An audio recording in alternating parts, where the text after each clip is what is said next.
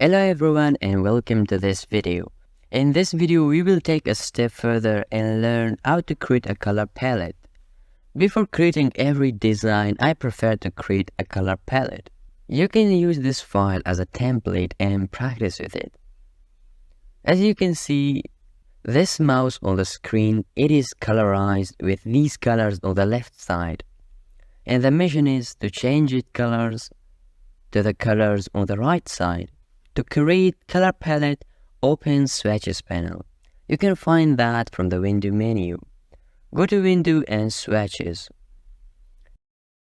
This is the swatches window where you can use different colors for colorizing a character. I have made these colors before. Here on the bottom, you have some options. Before everything, we would create a new group to put all the colors for a design in one folder. I will call it Jerry. See, this color has been added also to the Jerry folder. That is because I selected it, then created a group or a folder. If I haven't selected that, it wouldn't be created. I encourage you to do this with me. Double click on the color you just added to the group. We will discuss about these options in the next videos. For now, just make sure to check the global option. If you check this, you can change your character color with changing this color in the swatches panel. That makes your design flexible. Adding color is easy. As you did earlier in creating a folder, first select the color if you have prepared colors before, but if you don't, just come here and click on this box. The color picker window will open and you have your freedom to choose any color you want. Then press OK. Now go for the next color. Sorry, I forgot something. Click the first color, then drag the color to the folder here. Double click on it and check the global option. Now it is easy. Click on the shape and it will adapt the color, then drag it to the folder. Double click on it and check the global. Do it for all the colors. I think it is a good idea to speed it up because it's a repeated task.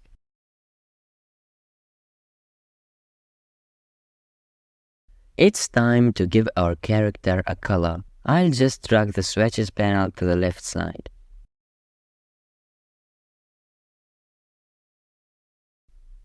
Select the direct selection tool and choose the parts you want to give a color. I would hold Ctrl and select every part that should have the same color. After all of them are selected, simply choose a color and that is it. The same step applies on the other parts too.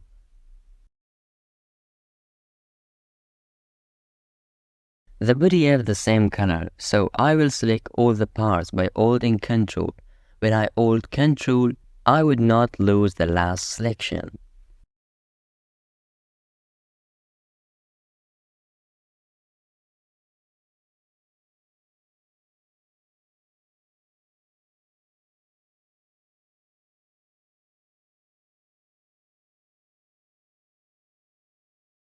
Again, after all of these are selected, choose a color for it from the swatches panel.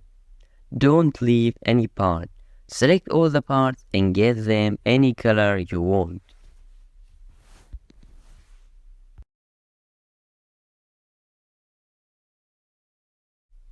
Getting started with Illustrator and creating a new document. I will not go in depth with this software because you can learn it from different sources, YouTube, Udemy, and many other sources. Having that said, I will cover all the tools and techniques you need to know about designing characters. For anyone new to Illustrator, this would be a quick overview to the interface. If you're not a beginner and you have the prior knowledge, it's a good chance to sharpen your skill. So, hello everyone and welcome to this video. Let me open our friend Illustrator and get introduced with it. Welcome to Illustrator. So this is the first window you will face when you open Illustrator. You can see two buttons to the left side. You want to create a new file and start creating or open a new file. You can create a new file or open a new file by going to File menu and create a new file or open one. Let me show you how you can create a new file. Click on the New File. This is the New Document window. This tab shows you if you have created any recent files. Then you have the Save tab. You can see I don't have any saved document. Then you have mobile style templates, web templates in different sizes. You have print document size as letter, A4, A3, B4, and more. You also have sizes to create postcards. Here are different document size to go on with, but if you don't want any of them and you prefer to create your favorite document size, here are the steps. Click on any of them and go to Preset Detail. You have the option to give it a name, like I would like to name it Illustration. The document size would be given here. Change it to whatever you like. I prefer 9020 by 1080. Here are the measurements, points, pixels, inches, and some more. I like to work with pixels, so I would click on it. The orientation of a document will determine if you want the page to be vertical or horizontal. Here is an option called artboard. It would be very helpful to have artboards if you want different versions of your designs. Let me show you how. I will increase it to 2.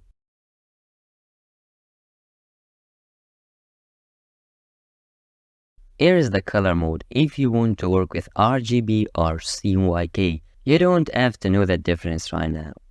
Here's the raster effects. I prefer to go with 300 points per inch. After setting all of these, now the document is ready to go. Click on Create. There you go, it is the actual workspace where we would be working on.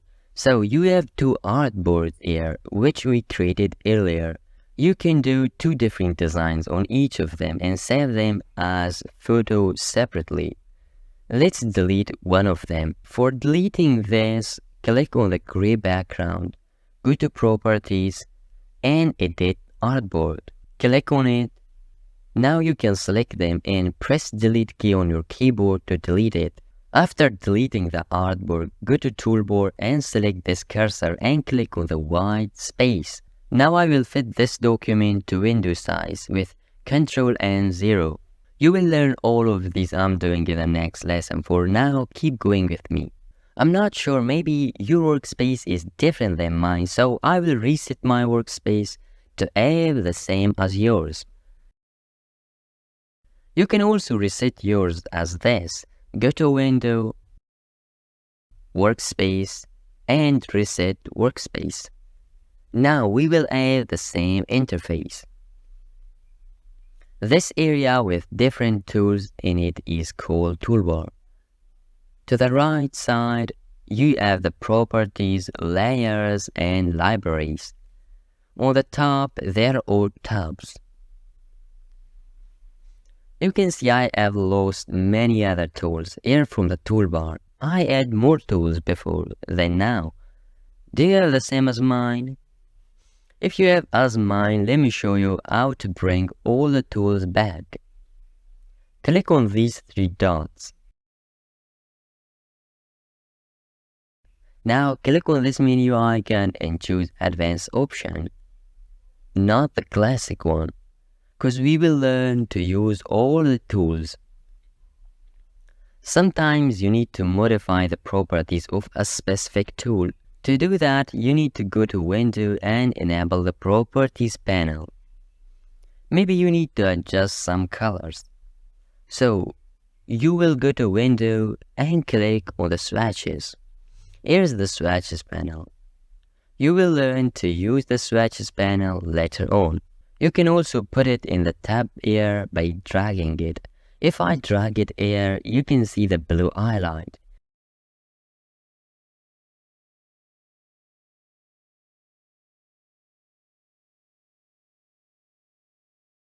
it is possible to arrange them on top of each other. Drag it to the bottom to have it under the other panels. I have organized my workspace, but when I come back to Illustrator, I will not have the workspace I organized. There's a way to have my workspace back. I will go to Window, Workspace, and New Workspace. I can name it however I want.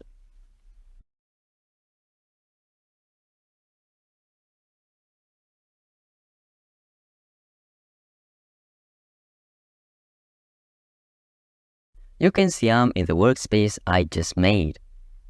So it was all for introducing you to Adobe Illustrator. In the next lesson, you will learn how to navigate and zoom. See you there. The pencil tool. Pay attention really carefully to this lecture. The pencil tool will be used the most for creating our illustrations. I'm using mouse for my drawings. You can reach to the pencil tool here in the toolbar. Remember, the shortcut for that is N. Let me just zoom in to draw better and smoother lines.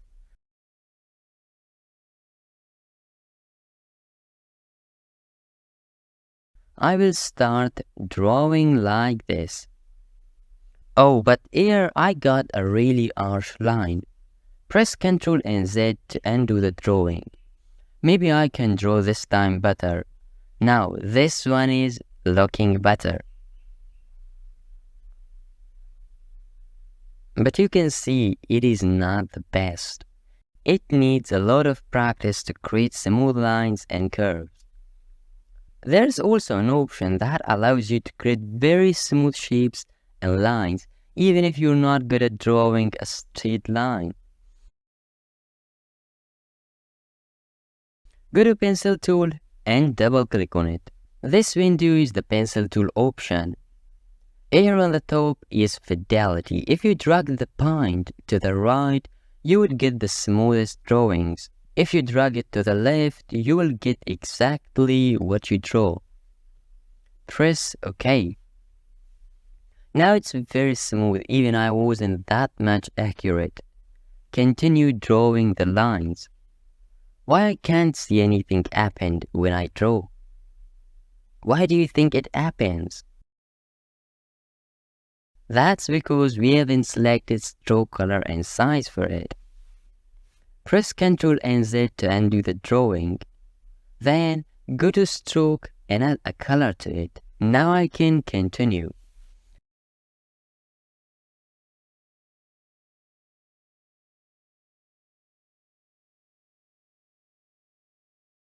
Another problem. It's almost good, but at the ending it doesn't really match with the reference illustration. There's always a solution. Double click on the pencil tool. From the options listed here, make sure Edit Selected Paths is checked. This would allow you to edit the path if you haven't got it right.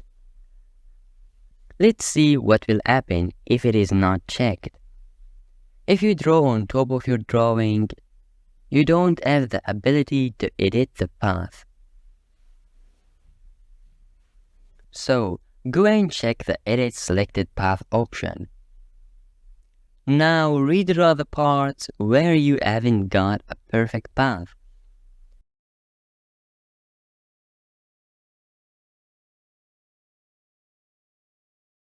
If you're just changing the middle of the path, you have to connect your drawing to the path. As this one I'm drawing, I can draw in the middle what shape I like.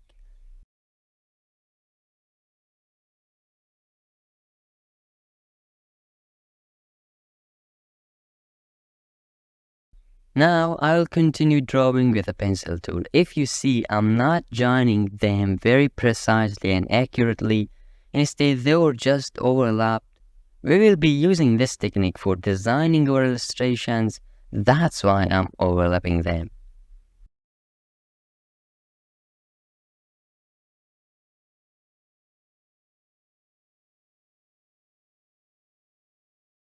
If I start drawing air in the middle, it will edit the path that already exists.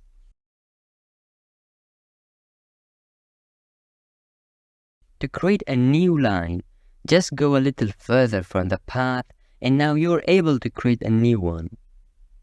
Also, while you're drawing, you can hold Ctrl and click outside of the path. Then you can continue drawing. I'll just go faster so the video doesn't last forever. In the next lecture, I will show you how to draw with a pen tool if you're not good with mouse and drawing with pencil.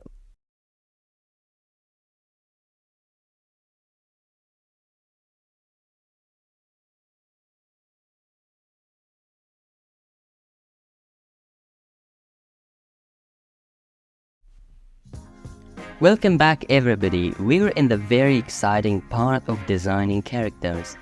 Until now you have all the essential knowledge to create an outstanding design, and now it is time to put all our prior knowledge together and create our characters. If you're ready, let's get started. Before everything, we need to create a new file. So click on the new file and create a new document. Here on the top, name it and put the width to 9020 and the height to 1080. Then press create. Now we will add our sketch or our reference because it's a little bit hard to start drawing air without any reference. I suggest if you want to design a character, first draw a sketch of that on a paper. Because I haven't sketched any character on the paper, I will use a photo as a reference to create a character. Place your reference photo or the sketch into the document by going to File menu and choosing Place. I have my file in desktop. I search for that and select it. Here are some options you need to know. The first one is Link. That means if you check the link box, you will not add this file stored in the Illustrator file. If we save, it's just linked to this file. But process that. If you change the destination of the reference photo in your PC, you will lose it in your Illustrator file. I don't want this file to be linked because I want to move this file to another computer, so it's not stored in this file as well. Check the template option and it will make the opacity of the photo to 50% so you can easily and clearly draw on top of it. It is imported into our document but it is not removable. Another problem. Why that happens? Because if you see in the layers panel, it is locked, so unlock it first and resize it properly. The top layer is a layer where we will begin drawing on. So I will rename it and call it drawing. You know that what is the next step? That is drawing, and you already know how to draw. Use the pencil tool to draw. Go to the toolbar and choose pencil tool. The shortcut for the pencil tool is M. It has default properties. So go to the properties, select none for the fill color and select a black color for the stroke. We don't want to have very harsh lines, so let's see if the fidelity is very smooth. Double click on the pencil tool and drag the slider of the fidelity to smooth. Keep selected should also be checked, okay? Now just zoom in a little bit and let's start drawing. I will start from the eyes. If you notice, I draw the lines overlap. That is because we are going to use a technique called overshoot technique, which all the lines have to be overlapped. All the lines should have intersection. Notice that sometimes I draw a line several times to achieve the result I want. I go back with Ctrl and Z and start again if a line is not correct. For the first time, it might take you a lot of time to draw a perfect and accurate line.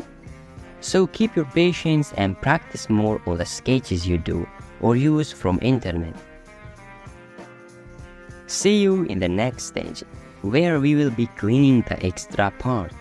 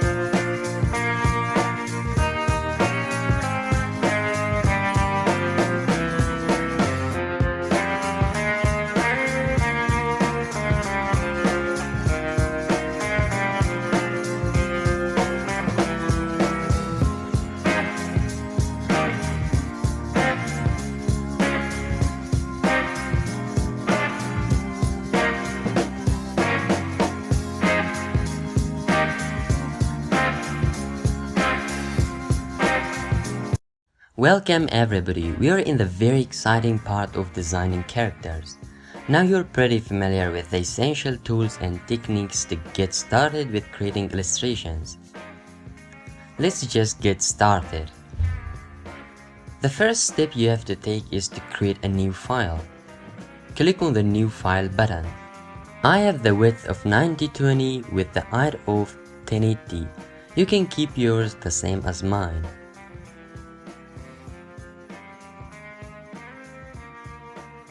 After we created our document, we have to add our sketch or the reference photo.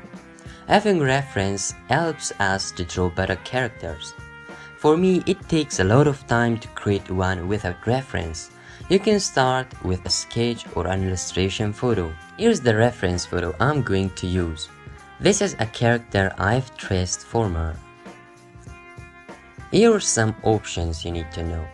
The first one is link.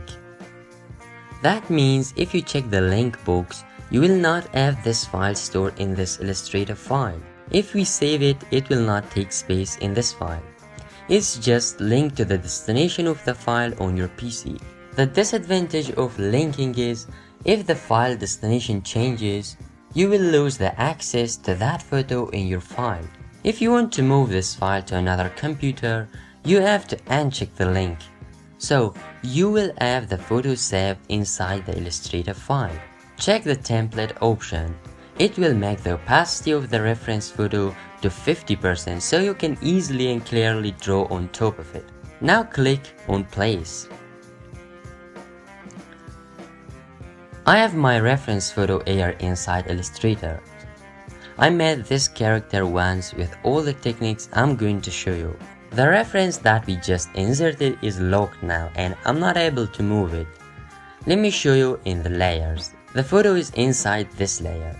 If I click on the square here, it will hide the layer, as the eye icon does. When you want to move the object around the workspace, first click on this lock icon and it will unlock it. Now let me delete this layer. Select it and delete it. I'll show you another way on how to add your photo inside Illustrator.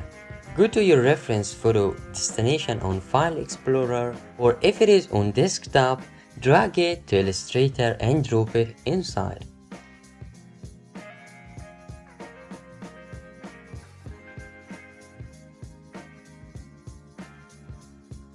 It shouldn't be this much clear. We will draw on top of it, and we have to see through. Go to Properties, Opacity, and drag the opacity slider down.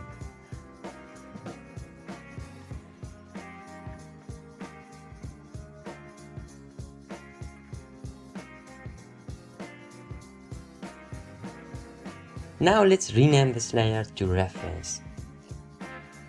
Also lock this reference layer.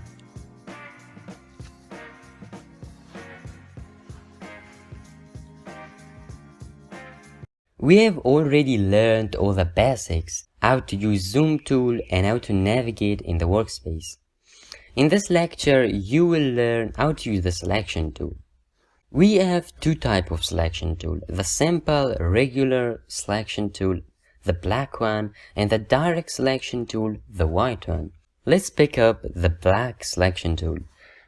With this selected, I can move objects around. What it does is, it moves stuff around. The illustration you can see is well grouped. So how can I move the background with the black selection tool?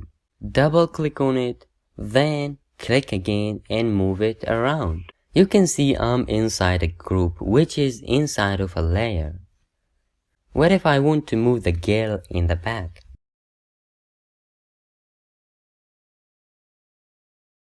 I will double click on that and now I can move it around.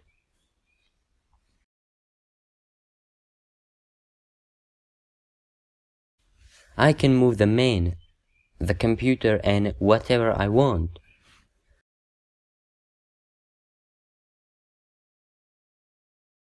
On the top, you can see I'm inside of a group which is inside another one, and that is inside a layer. The arrow button brings me back to the design. Let's see how does the direct selection work. You can directly click on an object and move that around.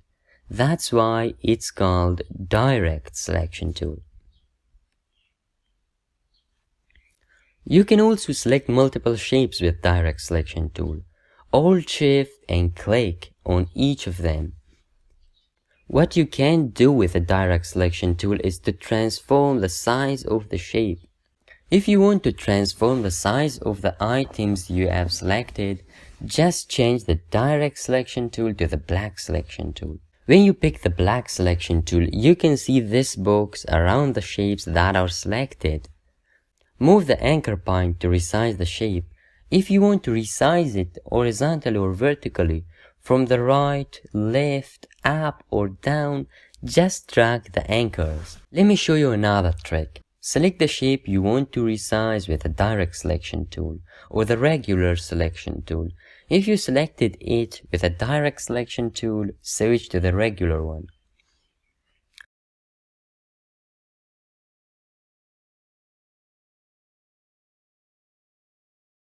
You can resize it maintaining the aspects if you hold Shift.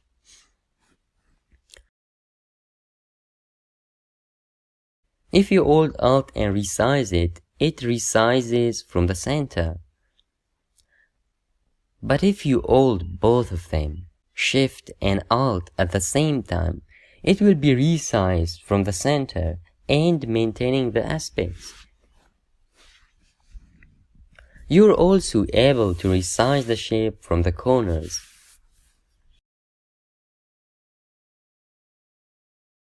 Rotation. What if I want to rotate the shape? If I hover over the anchors and the corners, you can see the mouse cursor will change. It means I can rotate it from here.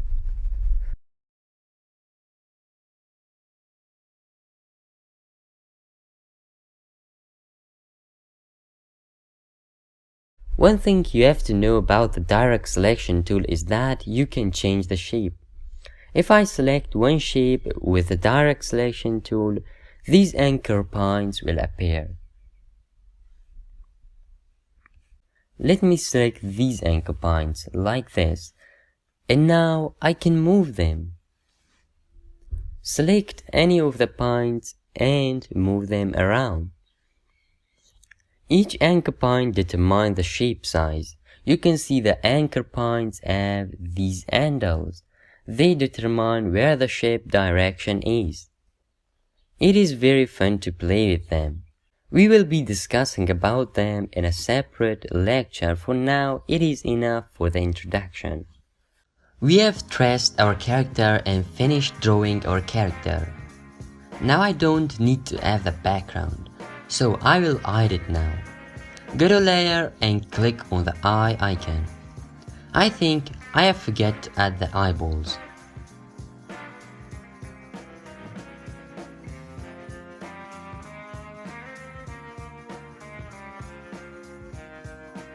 For cleaning part, first we need to expand it. When we expanded it, there is no way back to change the paths. Drag it on the new layer icon and you will have a backup of it. Now add the drawing layer and rename the layer. I'll name it Clean.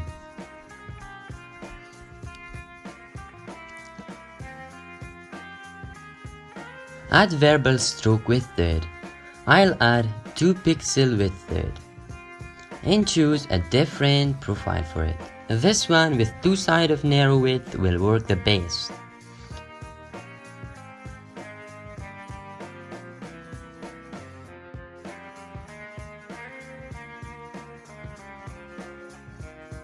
Go to Object and select Expand Appearance.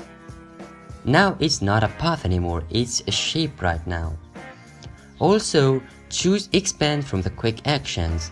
And now it's time to start cleaning everything that was overlapped and add any intersection or separate layers.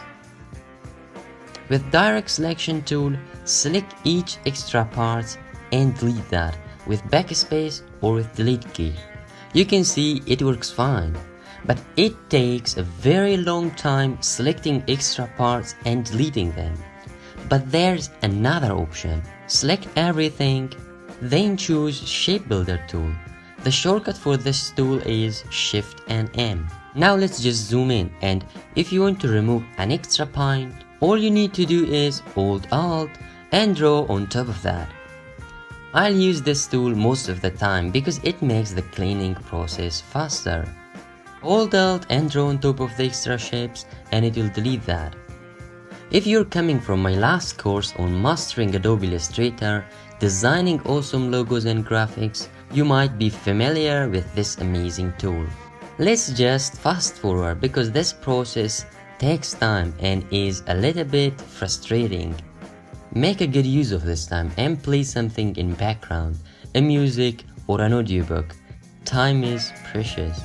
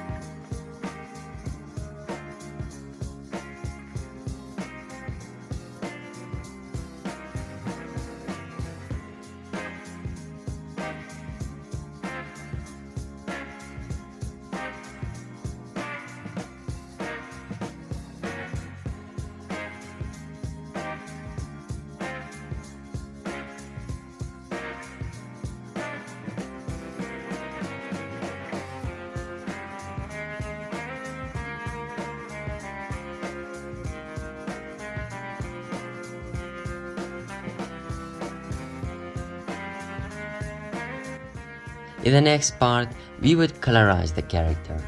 So, catch you there. So, we have created a color palette or color swatches. Now, I will show you how you can change your character colors by using the color you made just before. Open the swatches panel if you have it somewhere in the screen, or open it from the window tab. Now click on the color you want to change that in your design. If I change the slider here, you can see that the color is changing in the Jerry design. That's because of the global option we checked while creating them.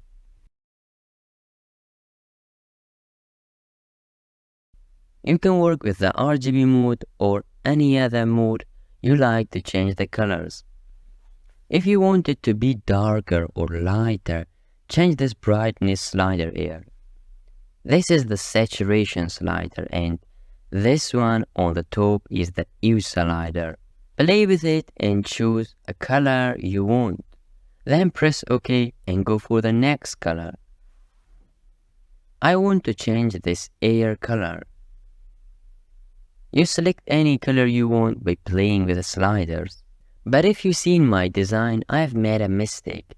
I have left an area in the air part. That's why I'm saying do not leave any part.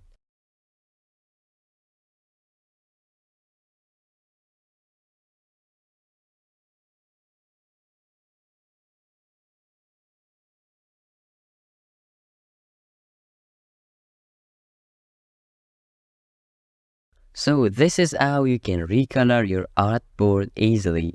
In the next video, we would talk about expanding appearance. See you there. Now we have set all the fundamentals, it's time to draw with the pencil tool. We are going to use the pencil tool to make the outlines. The shortcut for that is M. Before everything, create a new layer. I'll call it lines.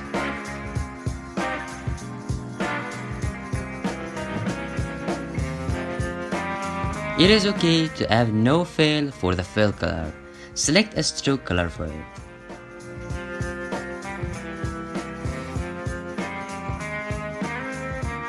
You can see the black stroke now when I draw. Now when I draw, you can see the black stroke. Double click on the pencil tool and change the fidelity to smooth. Press OK.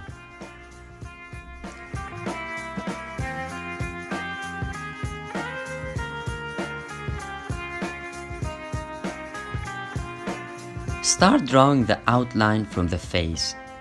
I'll draw this chin outline.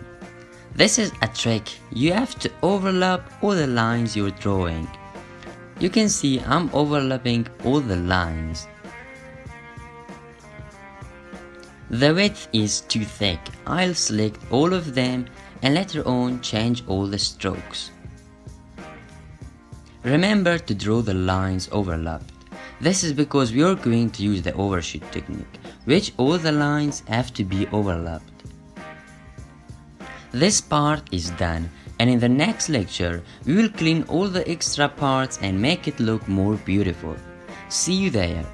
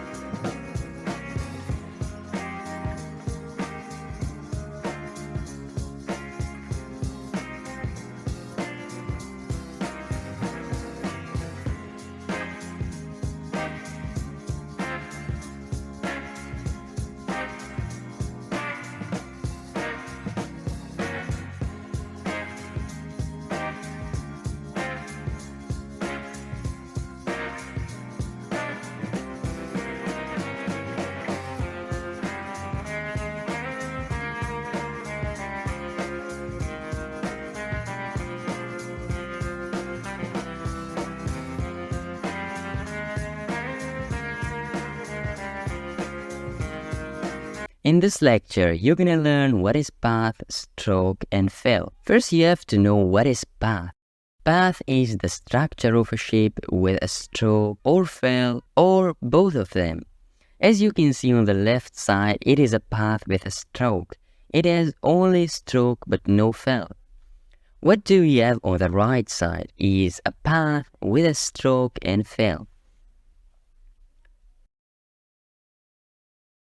Let me show you with another easy example. Take the circle tool and draw a circle shape. To draw a circle shape, click and drag the circle. Just click and drag. It has a black color as a fill. Drag it here and there and you will get a circle with various shapes. If you remember, while we were resizing at the same time, when we Alt-Shift it resized, maintaining the aspects. So drag and Alt-Shift to make a perfect circle. Now this is a path with just fill color inside. Switch to the selection tool and move it around. Let's make a clock like the above one. We want the orange color for the border and a white color for the inside. Go to Fill and select a white color. Wasn't that easy?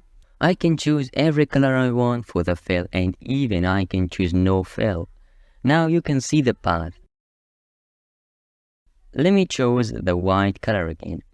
The fill is done. Next, go to the stroke and choose a color for that. You can see it has a very small stroke.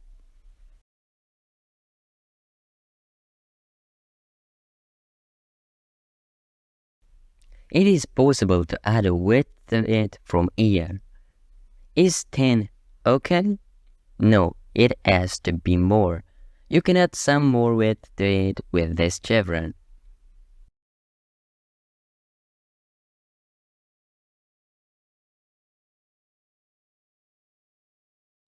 When I move it now, it has a stroke and a fill color inside.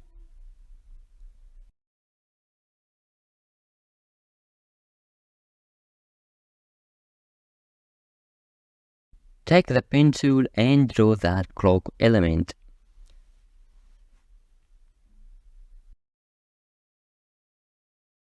Click in one place, then click in another place to make a line, like this. So how can I get rid of it now? It doesn't leave me. So to leave the pen selection tool, press Enter on the keyboard. It has a lot of width and I want to decrease it. Not this much, but thicker than it. The color must be black. You can change the color from here. The black color is what I want. Let me bring it to the center.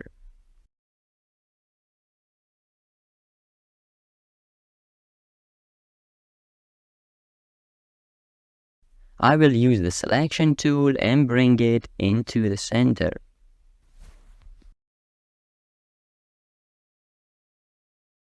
Now you know how to use the pencil tool to draw characters. But if you're not good at drawing with the pencil tool, there's a choice for you. You can use the pen tool. Make sure you're working on a new layer like this one, as I'm working. You can create a new layer here with this icon.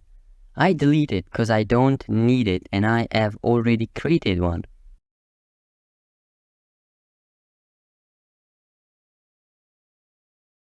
So take the pen tool, click in one place, then click on the next place to add an anchor point.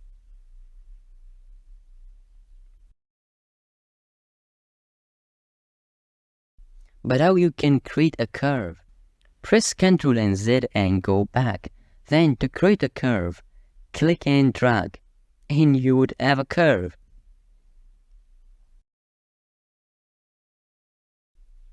I think there is some problem. I can't match it with the reference. Maybe this handle will help. How to customize it? Hold Alt and drag the handle. Now you can see it matches very well. I can't see well with this black fill color. Maybe it would be better if I remove the fill color. I will select no fill. Add some width and it would add a black stroke to it. Click and drag and match it very precisely. Again, click and drag to add another curve.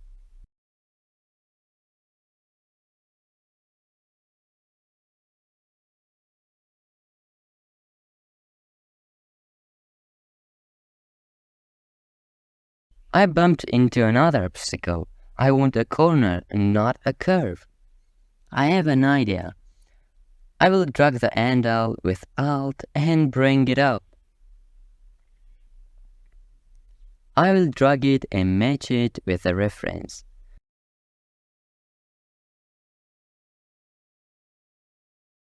Again, I need a corner, not a curve. So I will play with the handle. This time I will Alt and click on the point. It cuts the handle and makes a perfect corner. I create another corner and Alt and drag this handle up. And we'll organize this one as well. I think you got the main idea to create curves and corners. So where there is a need to create a curve, just drag it. When there is a demand to create a corner, play with the handles. Now I will fast forward it and trace it. In the next lecture, I will introduce you with a paintbrush tool.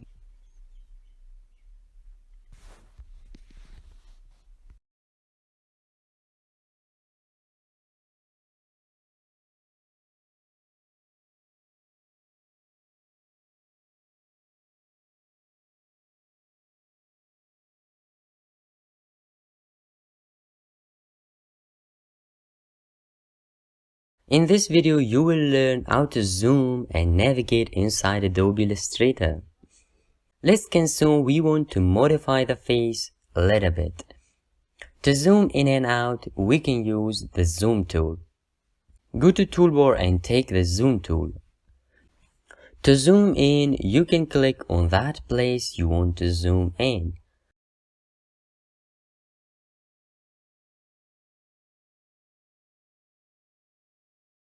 Hold Alt and click with your mouse to zoom out.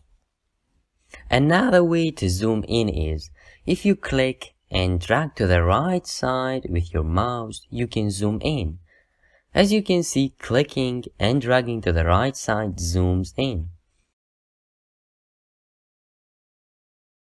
Zoom out. Click and drag to the left side.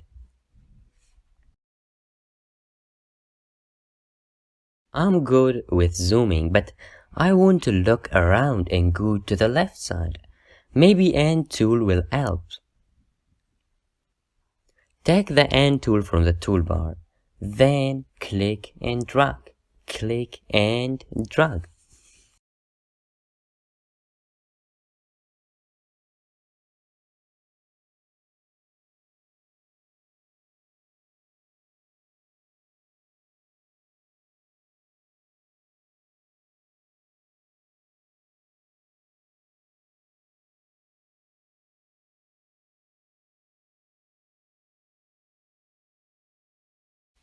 Let me bring the document to the center.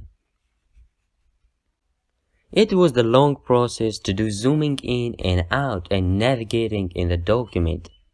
If I hover to the zoom tool, it will show me the shortcut for that tool. It is Z for the zoom tool and H for the Hand tool. Now press Z and zoom in. Then press H and navigate around. It makes the speed double. Zoom in how much you want and press H for the Hand tool and move around.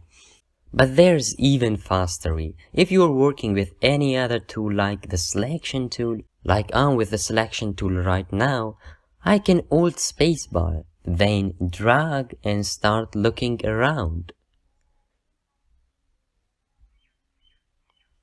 If you release your hand from the spacebar, you're again with the selection tool. How cool is that? I can zoom in and out while I'm working with any tool like the selection tool. This time, hold Ctrl and spacebar from the keyboard. Zoom in and out as you did with the zoom tool. With holding Ctrl, Alt and spacebar, you're able to zoom out. With holding Ctrl and 0, you can fit the document size to the window.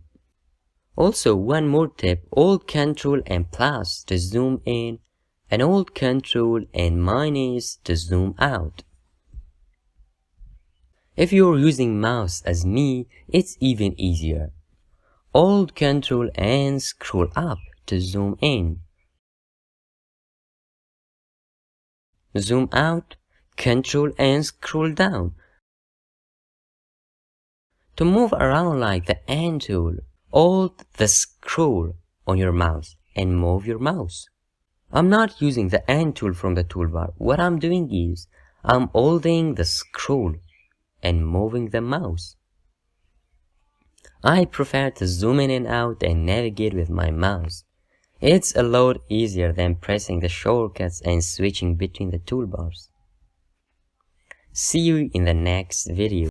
Okay, this is where we add colors to our character. But before colorizing, what we need is to create our color palette. First, take a backup of your drawing and create a duplicate of it. Drag this file on a new layer to have a duplicate of it. Rename it to color and hide the bottom layers. And hide the reference photo. I want to steal the reference photo colors for designing our character. It is locked also, so first unlock it. Now go to the layer and select the image. Move it to the left to see the drawing as well. If you remember, when we added our file into Illustrator, we checked the template option and it made it 50% opacity. Let's uncheck that. Double click on the main layer and uncheck the template. Go to Window and open the Swatches dialog box.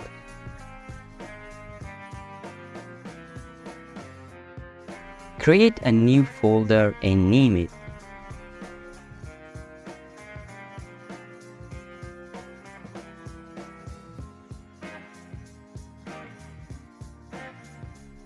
Take the eyedropper tool from the toolbars. If you click on any part of the photo, it will adapt that area's color. Let's take the air color. I think something from this part would be appropriate. I will click on this area and the color will be adapted.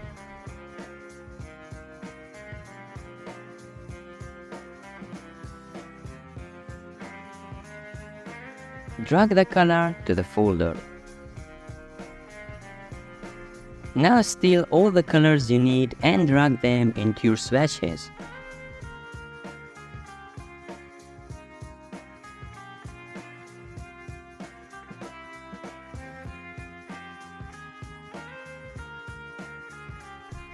After you finished creating the colors, now it's time to make it live paint. You can go to Object and make it live paint, or press Ctrl-Alt-X. And now it is live paint. Take the live paint bucket tool or press key. Take the colors and add the color to your drawing.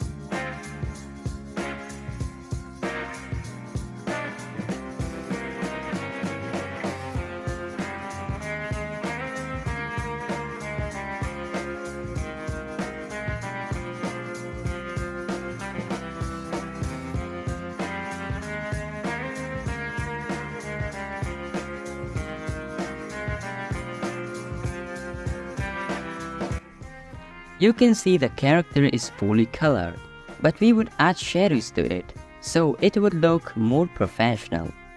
See you in the next lecture. In this lesson, we are going to talk about the brush tool. So basically, brush tool is the same as the pencil tool. Both of them are mostly used with a drawing tablet. But if you are good at using these tools with your mouse, you can use them as well.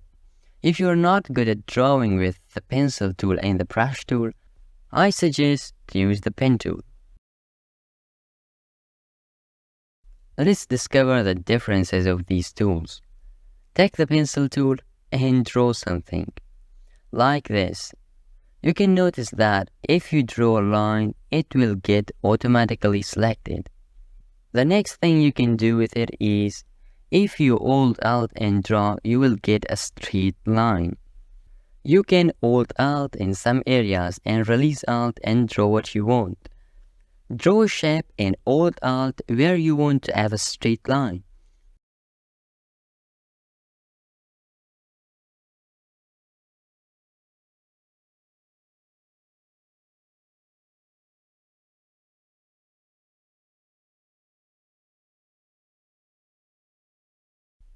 Now let's pick the brush tool and see what is it doing.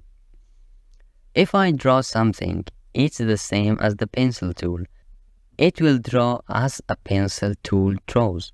Maybe you noticed that if I draw, the shape doesn't automatically get selected. What do you think will happen if I Alt Alt and draw a shape? Okay, let me draw this and now I will Alt Alt. So it'll just close the shape.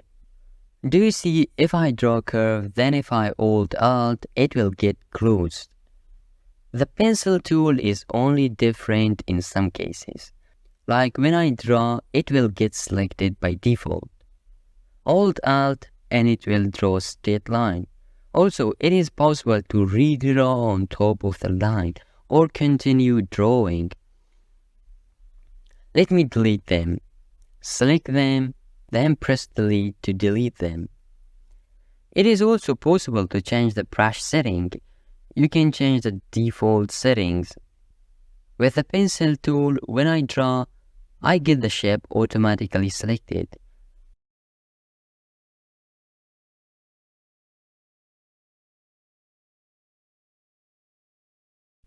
Now with the brush tool, when I draw, it doesn't get selected.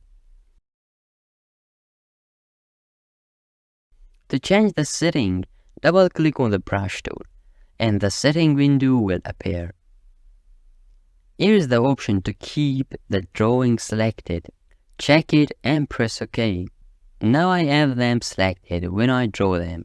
Also, when it's selected, I can continue the drawing. And that was all about the brush tool. In the next lecture, we're going to talk about the bird brush tool.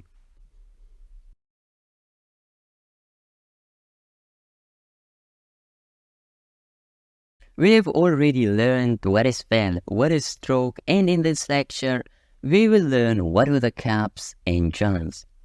So we have this angle here, which is a simple line, and we're going to add some caps and joins. With the selection tool, select the line. You can see it has a fill color. I don't want to have color for fill. You know how to make no fill.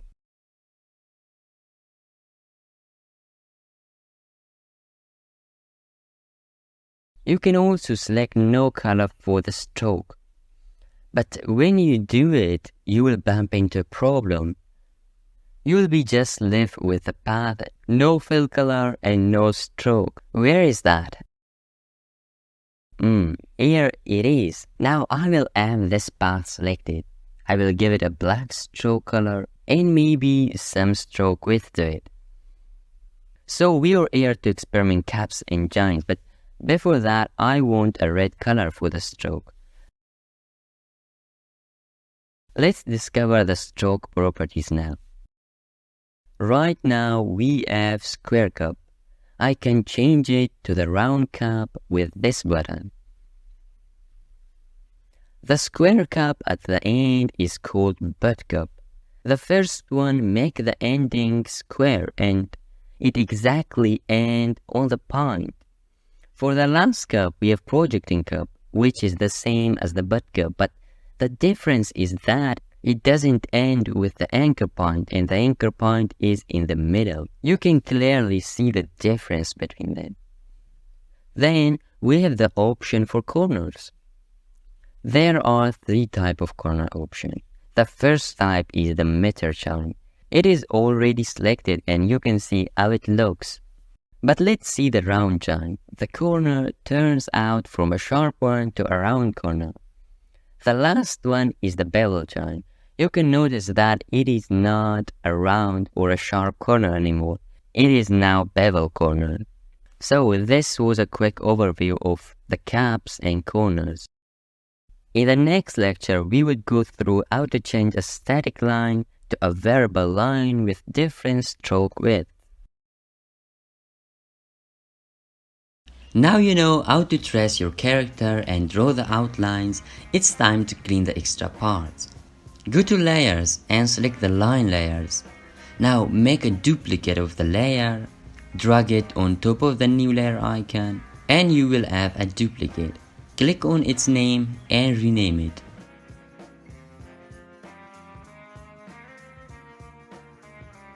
You can always change the layer option like the layer color. Here, click in the space between the name and the layer selector, and then you will get this layer option. You can choose different colors for the layer. I'll choose the cyan color or maybe the light color. After you're finished with your selection, press OK. Hide the two bottom layers for now, because we don't need them. Make sure that you have all your lines closed. As you can see here, this is not closed. So I have to close it, because when we paint it, it has to be closed. When it's not closed, it's still a line, not a shape. I'll select the path and draw on top of the path with a pencil tool.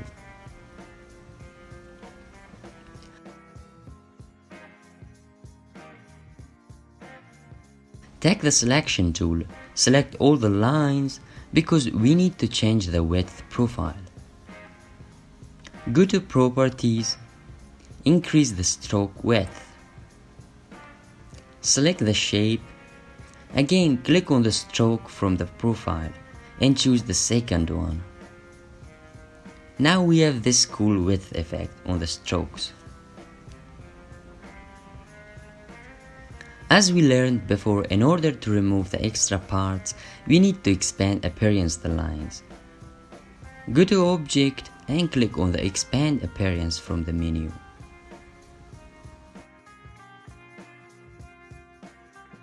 After expanding the appearance, you have to simplify the drawing. If you select the lines with the direct selection tool, you will notice that it has a lot of anchor points.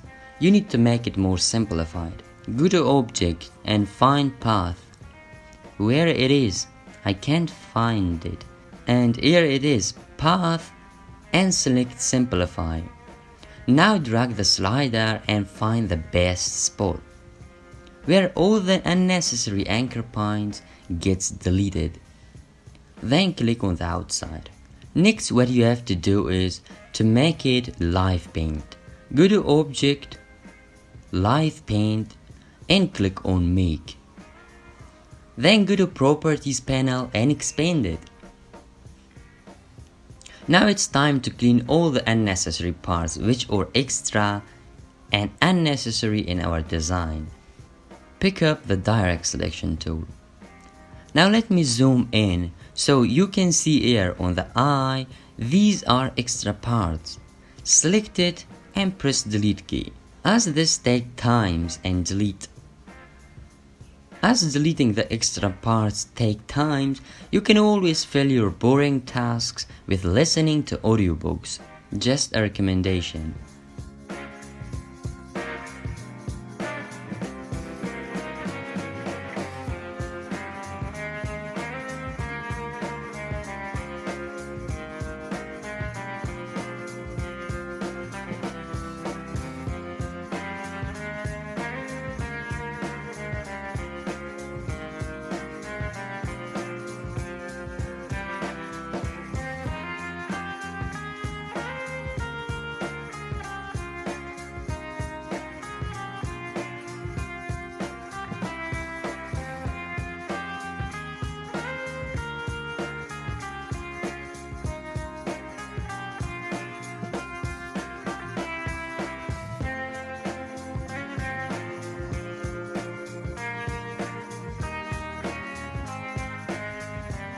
In some areas as here you can see the shape is not closed.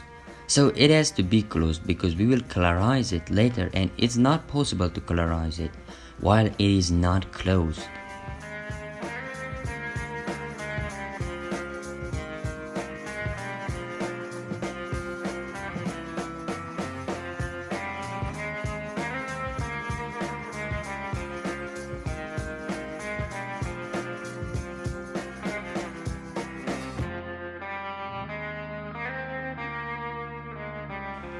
In the next lecture, we will be colorizing our character.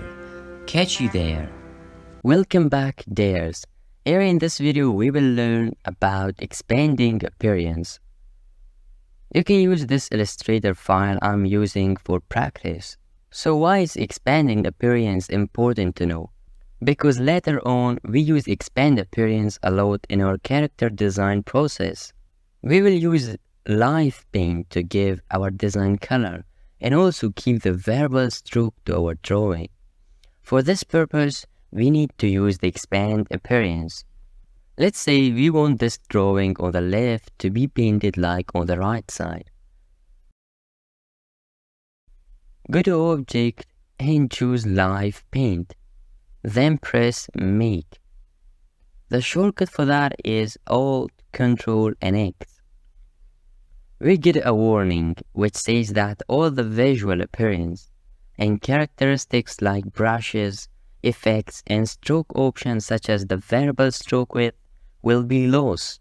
Let's see what will happen if we choose OK.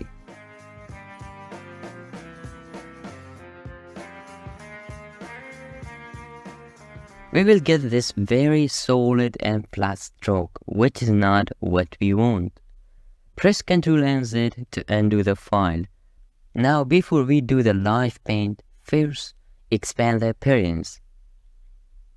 Select the drawing, go to Object and expand appearance. Maybe you have noticed what has happened to the drawing. It's not a path anymore, it's a shape.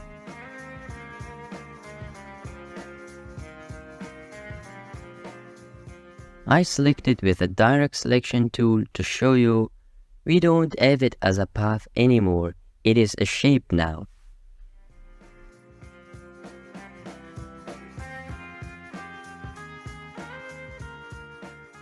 I undo the file and if I zoom in you can notice we changed these paths to a shape.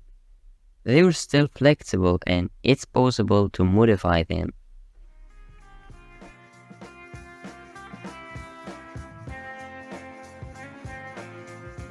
I'll again expand it.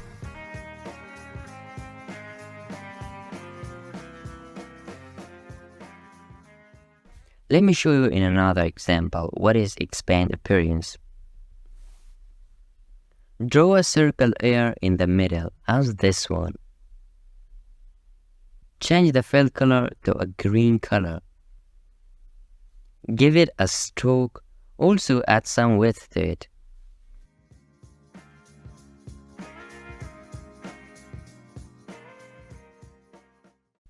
Now select it and expand it. Because it have a fill and a stroke color, the expand appearance is not clickable. So right now we have to expand it. What should be expanded? The fill, the stroke, or both of them? I want both of them to be expanded. Press OK. Now what happened? Let's see it with a direct selection tool. Click on the shape. Oh, now the stroke color and the fill colors are two different shapes. Both of them are now separate shapes. In the following lecture, we are going to learn the live paint. See you there. In this video, we will be shortly discussing on the difference between pixel and vectors. To show you the difference, I have two photos. One of them is the pixel version of it, and another one is the vector version of it. Most of the photos format like JPEG and PNG or pixel format. The vector formats are in the EPS and Illustrator formats. If I zoom in this photo, you can clearly see the pixels. If I zoom in a little bit, it loses all the details. On the other hand, the vector format is a completely different story. Let me show you the difference if I zoom in.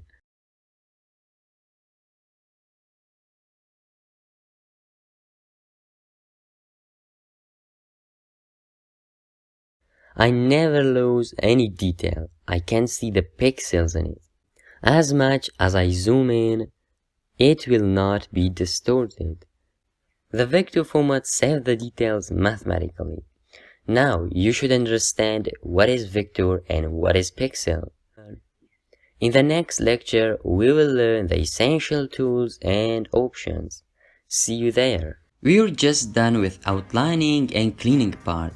Now it is time to colorize the character.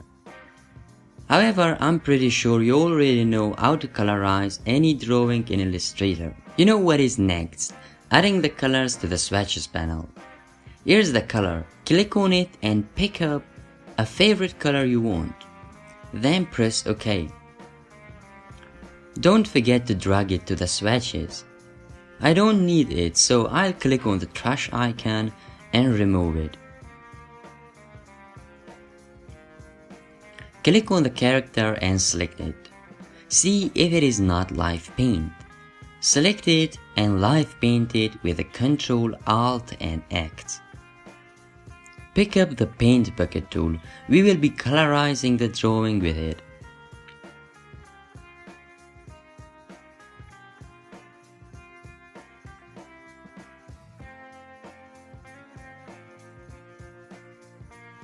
Select the color and click on the part to colorize it. As easy as clicking. To change the colors, press the left and the right arrow keys on your keyboard. Now go for all the parts and colorize it.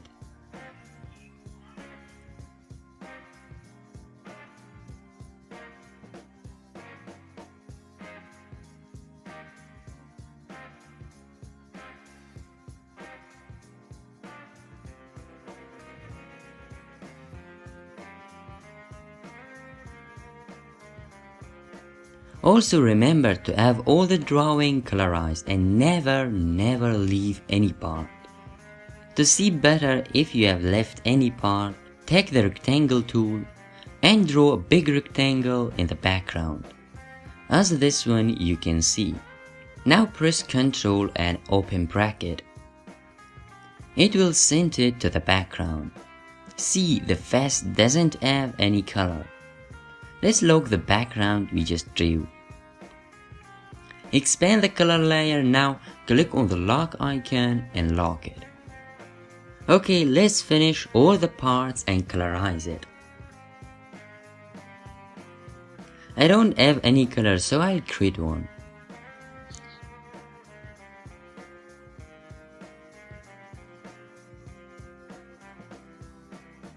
I'll choose this color for the skin part and press OK. Finish up all the other parts.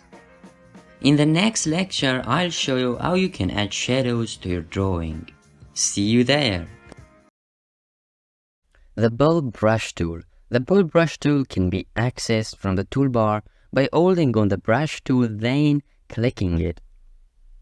Or just right click on it and pick it up. You can also press Shift and B to access to this tool. Let me draw something like this. It looks like it's the same as the pencil tool, but it has its differences. Let's discover what were the differences. I'll change the fill color and choose No Fill.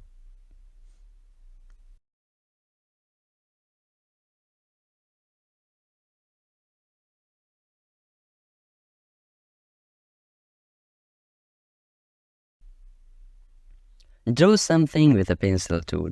I'll draw some lines here.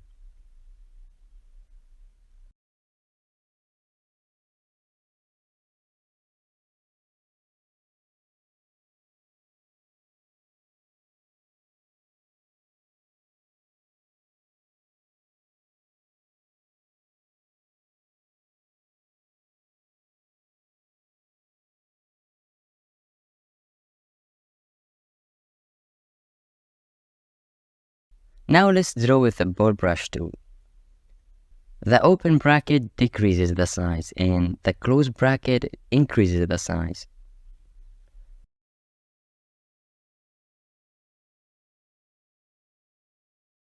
I draw some circles here like this. So if you select this with a direct selection tool, you can see it is a shape, not just a path and a fill. You can see the shape I drew with the pencil tool is different. It's a path. Let me show you with another example. I draw a line with a ball brush tool.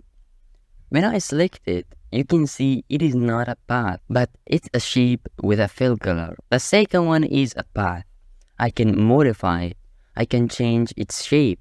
Hope you got the main idea. There are some settings you can change and play with the setting. I double click on the ball brush tool and the settings will appear. Here is the setting. Keep selected. You know what it does. When you draw something, it keeps that selected. I want to show you what fidelity does. I'll bring it down, then press OK. If I draw with it now, you can see it's very rough and not smooth. Now I will increase the fidelity and then draw a line. You can see it's very smooth. In the next lecture, I will introduce you with the smooth tool. See you there. Welcome to this video. In this video, we are going to make our character final. As previous, take a backup of it and name it Shadows.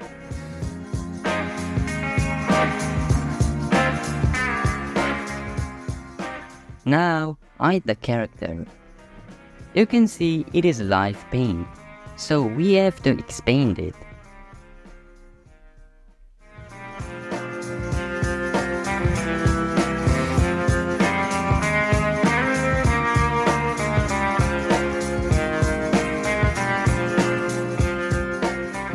See, this is expanded right now and the shapes are all separated.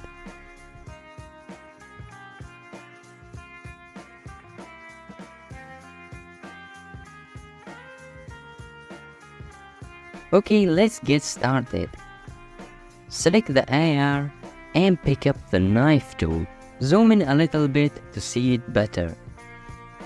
Cut the parts you want to add shadows to that. Start cutting from outside and end it to the outside. Do you remember how we selected the cut part without changing the selection tool by holding Ctrl? Now, have that part selected. Then go to Window and Swatches. Here, click on the color. Bring this circle a little bit down to make the color a little bit darker. Then press OK. Okay, let's cut out the other parts. Cut out in the area that you think the shadows will fall. And also give it the same color as the air shadow. Press I on the keyboard to pick up the eyedropper tool. Make sure the part you want to give shadow is selected and click on the color you want to still. Simply like this.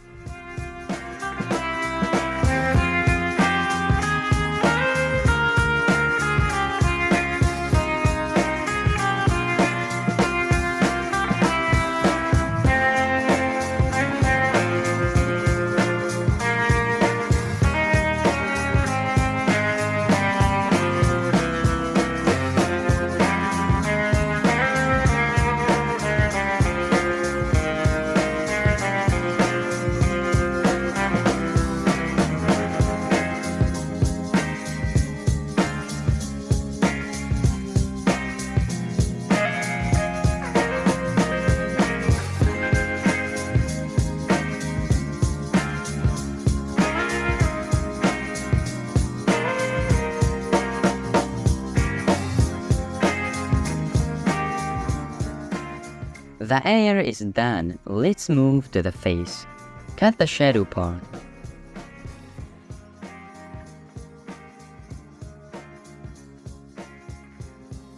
Click on the color and drag the color circle down and make it darker.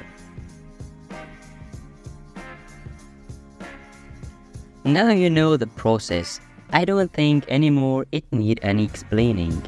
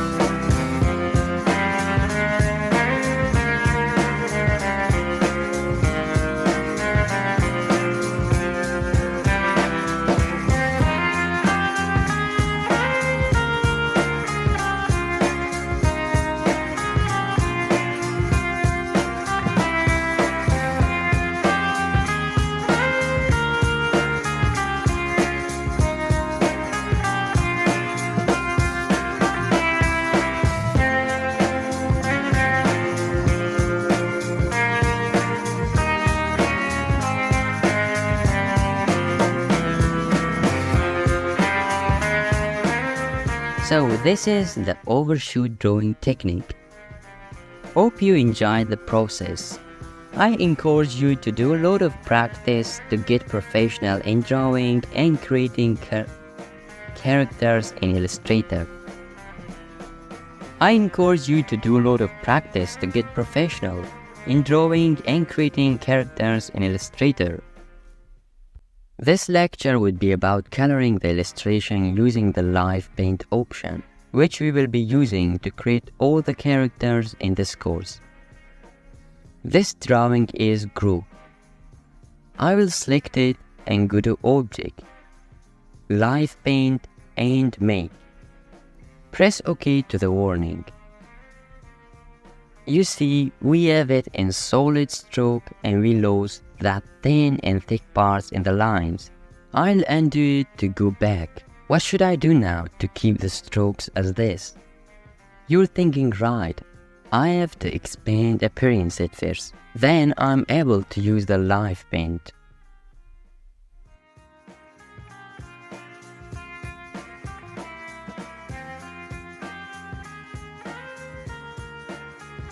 Go to Object, Live Paint and Make. Now it's a live paint. I'll bring back my swatches panel from the Window tab here. By using the Live Paint bucket, this drawing will be colorized. This tool is in the toolbar, in the Shape Builder menu, and the shortcut for that is K. Now if I hover over it, it will show me the area that is going to be colorized if I click in that place. I want to start with this color. Just click on the parts that have the same color.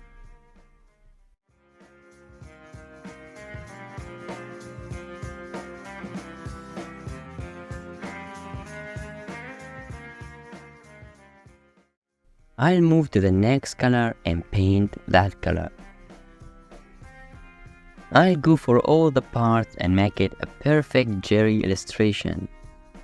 In the next lecture, see you in the next lecture on how to expand the Live Paint.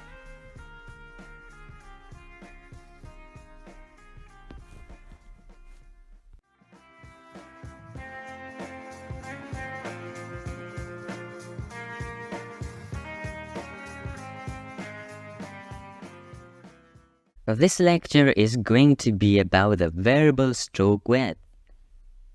Let me show you how does a basic stroke profile looks like. This is how it looks like. It looks ugly with a very constant width. Let me show you a drawing with a different profile. Now you can see it has variable stroke width. Is it constant and boring? Of course not. We're not going to use the static profile for our illustrations. As you can see in this character illustration, it has variable stroke width. So how to add this cool stroke width? First of all, you have to select the path. Let me select this one.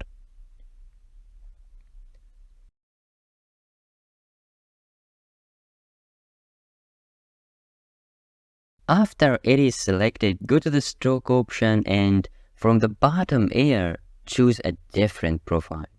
It is very simple to create this effect.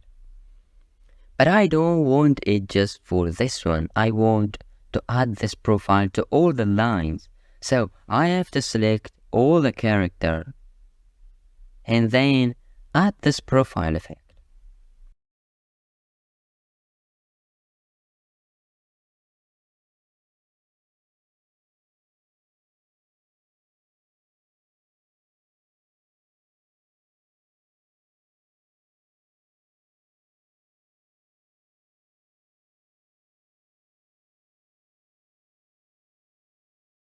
If I zoom in, you can see the difference.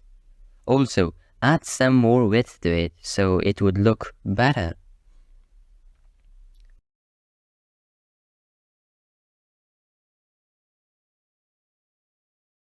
Let's change the profile for the clock. Select it and change the profile.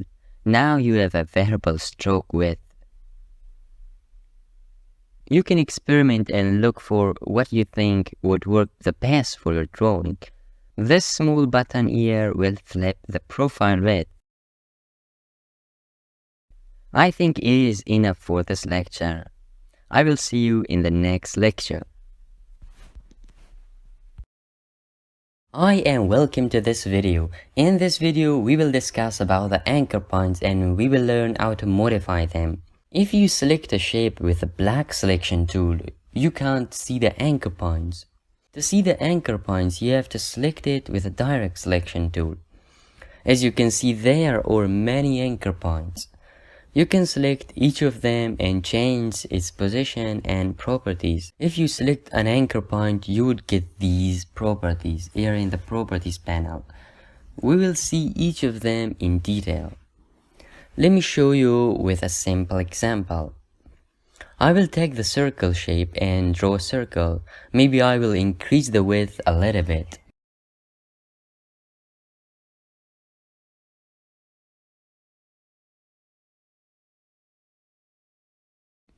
Now, if I pick up the direct selection tool, I can see the anchor points. When you select an anchor point, then these handles will appear. Drag handle and move it here and there, and now you're able to change the shape. Now we don't have circle anymore. It is possible to modify the anchor point handles in both sides.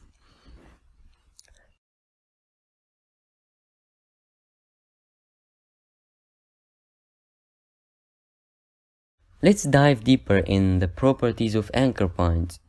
When you select an anchor point, you will get these options in the properties panel.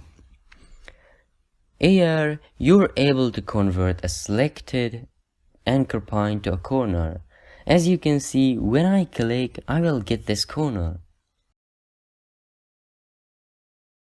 I can change each anchor point to a corner by clicking on this option. The next option is the reverse. It will change a selected anchor point to a smooth curve. If it is a corner, it will change it to a smooth curve.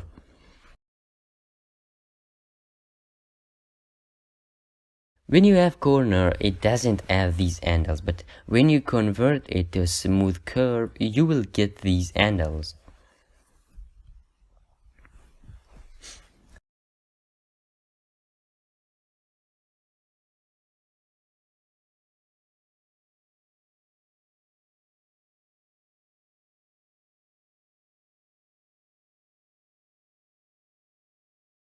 Let's move on to the anchor point properties. Select an anchor point and click on the spin icon with a minus on it. It will remove the anchor point.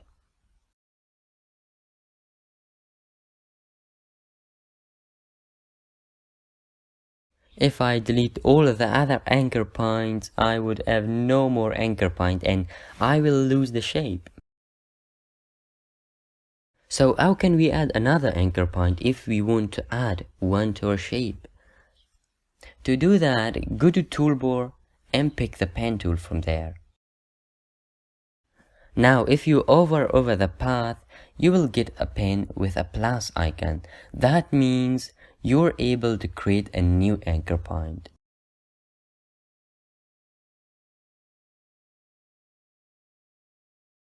Again, with direct selection tool, I can move them around. Also, if I want, I can play with the handles.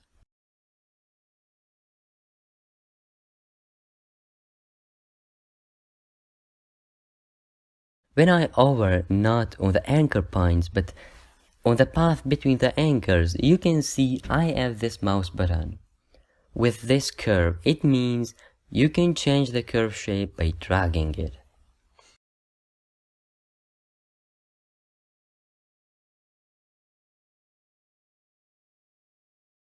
Let me show you the other options. First, change the profile to a variable stroke width and also increase the size a little bit.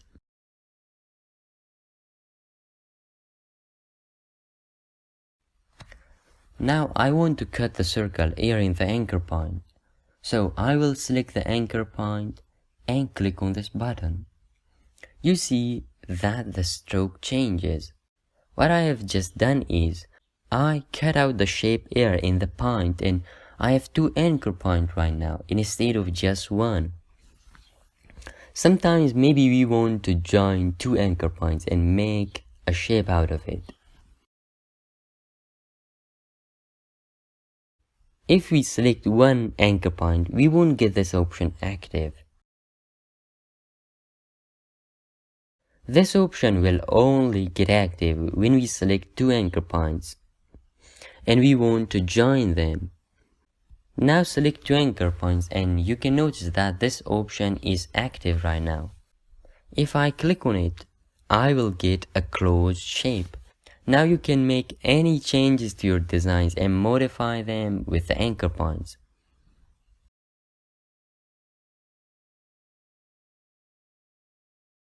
So you already know how to modify shapes and anchor points. In the next lecture, we will talk about the expanded strokes. See you there in the next lecture.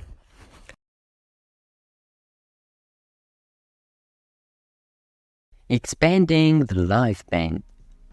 In the previous lecture, you made it a live pen. So why do we need to expand it?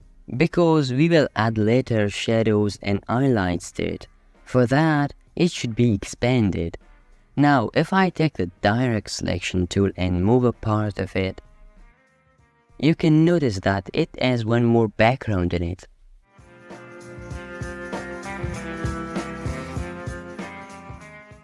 I'll select it again with the selection tool and expand it from the quick actions. Here I will click on the expand and it gets expanded. Now if you move it with the direct selection tool, it's separate and have no background. We will need it in shadowing and highlighting of the drawing. In the next lecture we will see how to recolor an artwork. And then we will get to the shadowing part. See you there. Hello everyone, we were in the last part of creating our character.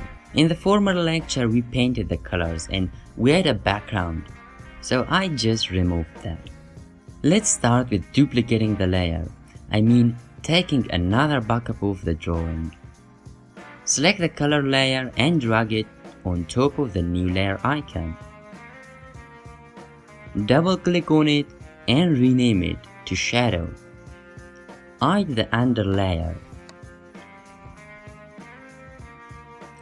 The drawing is already live paint, and in order to add shadows to it, it has to be expanded.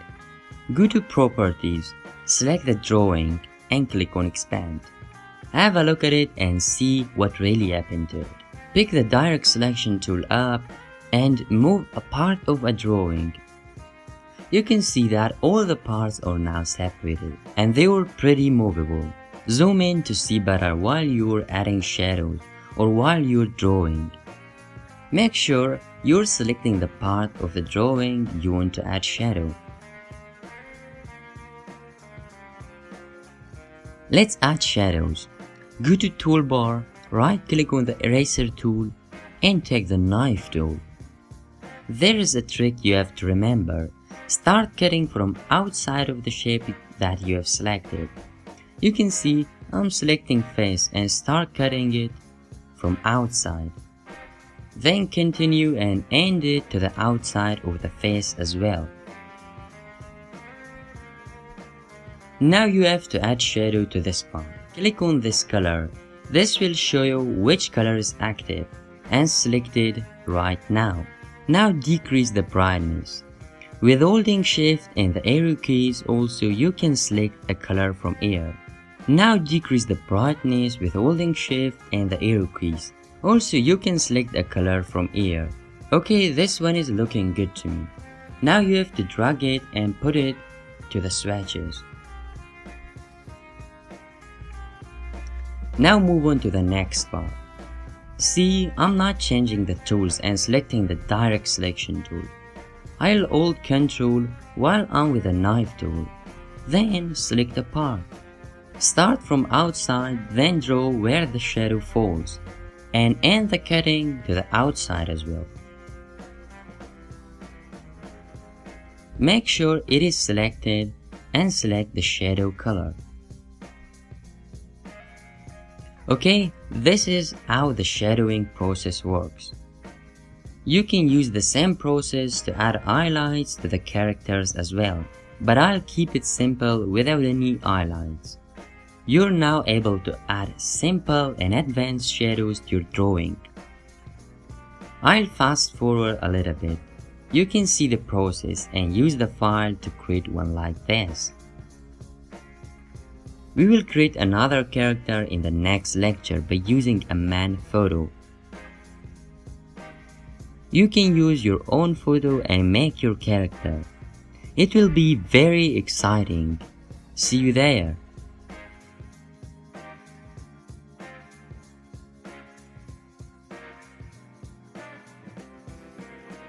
The Smooth tool. You guess, what does this tool do? It makes the paths smooth. You can see this drawing is very harsh and it needs to be smooth. Now at first, what I recommend you is double click on the tool and make the fidelity smooth. Like while you want to draw with a pencil tool, I'll double click on it and make sure that the fidelity is dragged all the way to the smooth. Now if I draw, it is very smooth. But when you have a drawing like this and someone drew it, how you can make it smooth? It's the time to use the Smooth tool. Take the Smooth tool from the toolbar here. Draw on top of the line and it will make it smoother.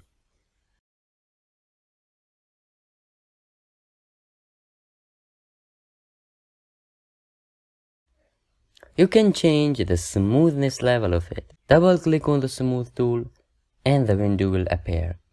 You can make it very smooth and then press OK. Now it will make the lines more smoother. So it was a technique and a tool that makes a drawing smoother. In the next lecture, you will learn how to use the text tool and how to write with it. Recoloring your artworks. Before adding shadows to your design, I think it is a good idea to know how to change your design color. This is a character and I have designed it using the techniques we have already learned. You can also practice with this file. So let's select the character and from the quick actions choose Recolor. You will get this window. Here on the top, this option gives you random colors. The next option change the saturation and brightness of the artwork with random colors. But you might not get the result you want if it is a character like this. So let's reset it and I'll show you a better way to recolor it. Click on the Advanced option and this dialog box will open. These are the color in the character if you want to change them. If you want to change it, you have to double click on it. Then you have the ability to choose a color of your choice. Now I want to change this shirt. I'll make it a red color. And also, I'll change the shadow color here.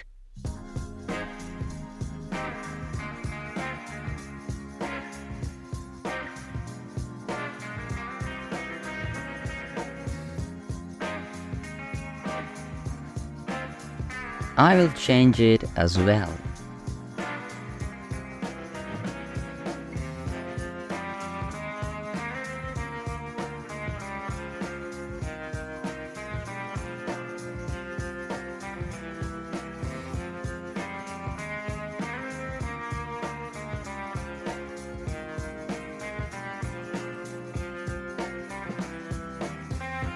Again, I prefer the previous color. I will reset the artboard colors and press OK.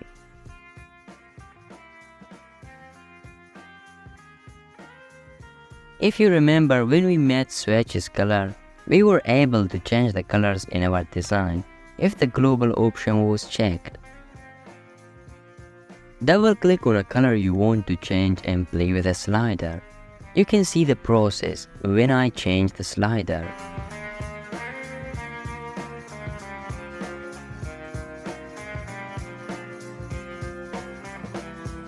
I want the previous skin color, so I press cancel. If you want to make the shirt color into a red color, double click on the yellow color in the swatches and make it a red color. Then press OK. Next, also change the shadow color to a dark red. Okay, this was all about recoloring your designs. In the next video, you're going to learn how to add shadows to your design. See you there. Now you know all the basics of paths, how to add stroke and fill, how to make a variable stroke width, and how to work with anchor points and how to convert them. In this lecture, you will learn how to work with expanded strokes, which will be used for tracing and drawing of characters. Let's have a look at these Jerry drawings.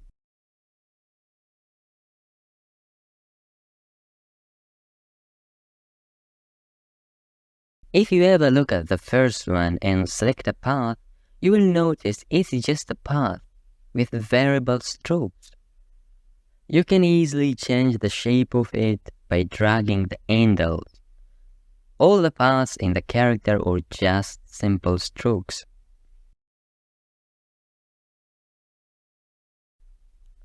Then we have another version of this character, but this one is not like the first one. You might say it is a simple stroke with variable width. No, you're wrong. This is an expanded stroke. You can't just easily change the shape of it. If we move the anchor points, the shape will be distorted. So, why do we expand the stroke? We expand the stroke in order to colorize the character.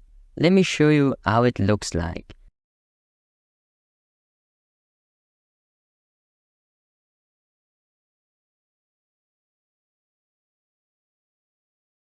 If I select it, you can see it is not just a stroke. It has several anchor points around it.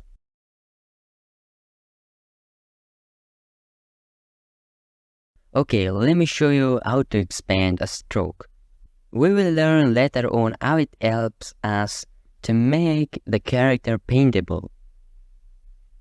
Take the selection tool and select the character. The first one is not expanded yet, so let's expand it. Select it and go to Object. Then choose Expand Appearance. Okay, now if I take the direct selection tool, you can see I have the stroke expanded. In the next video, we will learn about the layers and how to group several layers.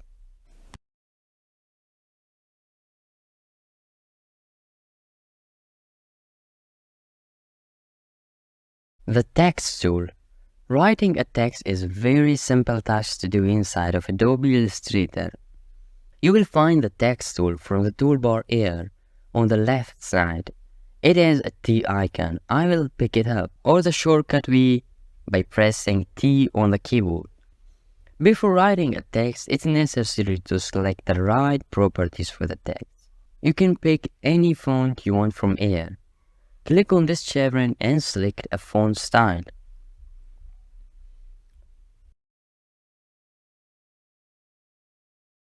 Then here, you will select the font decoration, regular, bold, or whatever it is.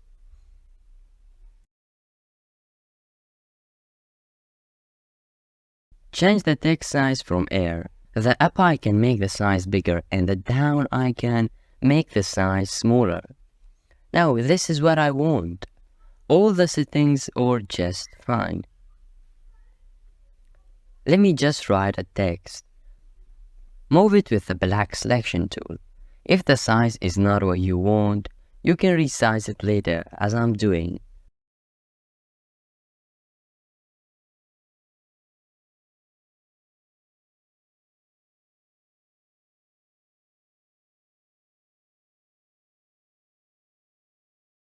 Now I want to write a long text, but it's getting very long. So I will show you something. Delete it first. Right now, take the text tool and drag a container. And you will have all the text inside of this container.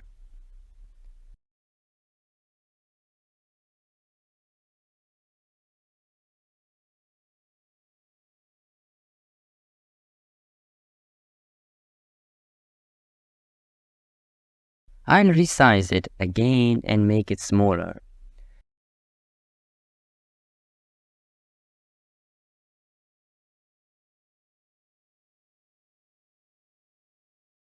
Here's another ability that you can write on top of the path. I'll draw with the pen tool a line like this.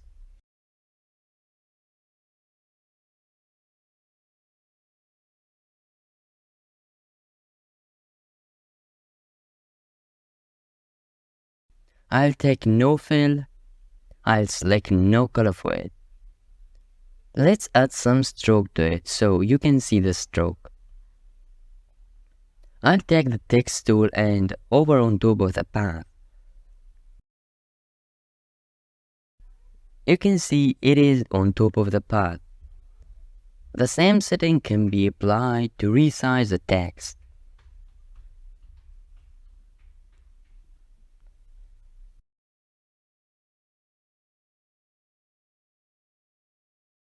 When you select the text with a selection tool, you will see this small square here.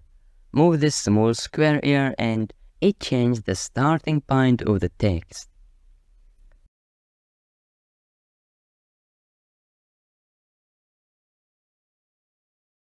Drag this white line here and it changes the direction on top or under the line. And this was the way to create a text on top of the path. Hope you enjoyed this lecture. See you in the next. Welcome to this video. I hope you had a beautiful day and made creative designs. In this video, we will learn how to add shadows to our characters. We are going to use the knife tool to add shadows, but before adding shadows, what we need to do is to add shadows color to the swatches. So first we will add shadows color. Go to Window and bring in your swatches.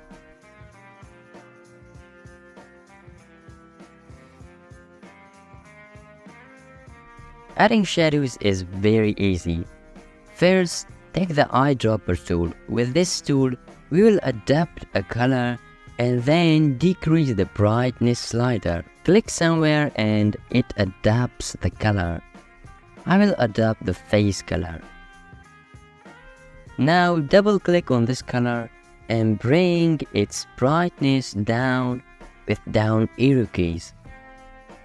Maybe around 70 is okay. Also don't forget to add the color to the swatches. Drag it into the folder. Now double click on it if you want to make it global, and later on you have access to change the color.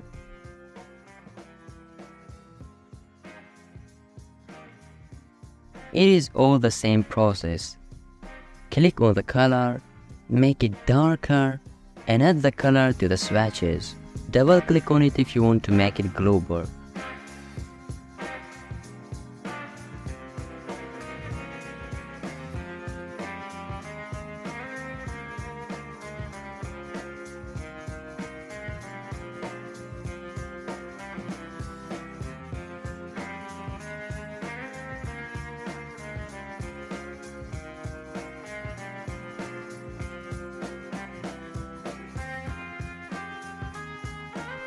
Now we are done with adding shadows color to the swatches panel. It is time to add shadow. But before that, make sure your design is live paint and expanded. Mine is already live paint. I will expand it, I will select it, click on the expand action here and I will expand it. Now it is expanded. If I select the direct selection tool and move apart, you can see it is separated. Now the first step to add shadow is selecting that part you want to add shadows. I select the face, then go to the toolbar and take the knife tool from the eraser menu. What is next is to see where the shadow falls. You have to know where to add shadow. I will not go in detail to show you where to add shadows and where to not. Okay, we will cut this face for the shadows part. Make sure to start outside of the shape, then cut the shadow part. Then I will click outside and select it.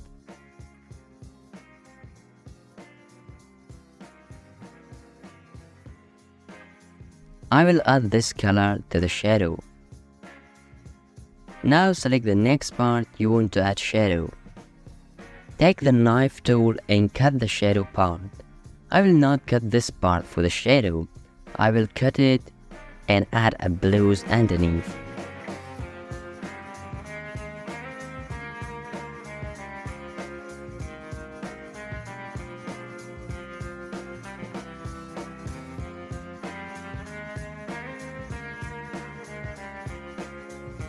Select the shirt with direct selection tool. Cut some parts. I will cut it to add some white bars. Remember to start from outside of the shape. Now add white color to that. I will add some of them from both sides.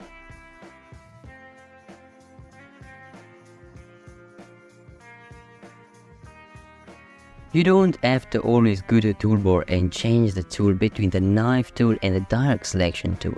It will take a long time. All you need to do is after finishing the cutting, hold Ctrl and you will get direct selection tool and select the next part. It will save you a lot of time during adding shadows.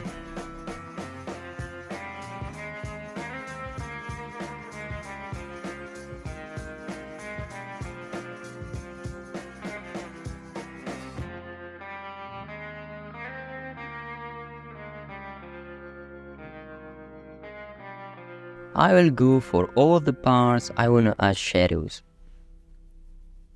Remember that you have to start cutting from outside and end the cutting outside the shape.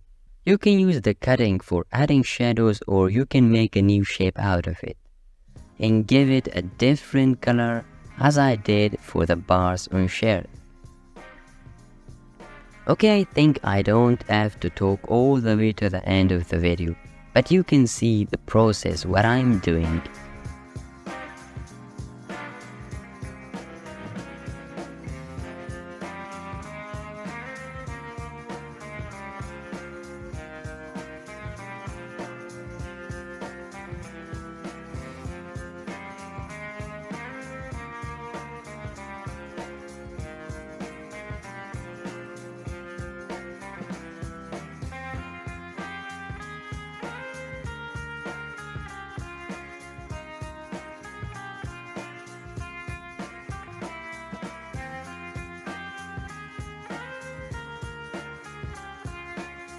You have already know the basic and the essential tool for drawing and painting. In the next section, we will learn how to start creating a character from start to finish. Get ready to start creating your characters. Welcome to this lecture. In this lecture, we will be looking at Layers panel. If you're coming from Photoshop, you already have a prior knowledge about layers.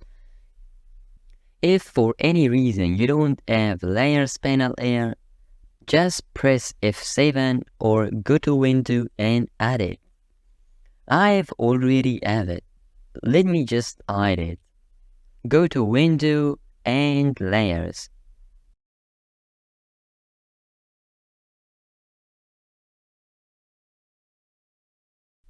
You want to bring it back? Go to Window again and click on Layers.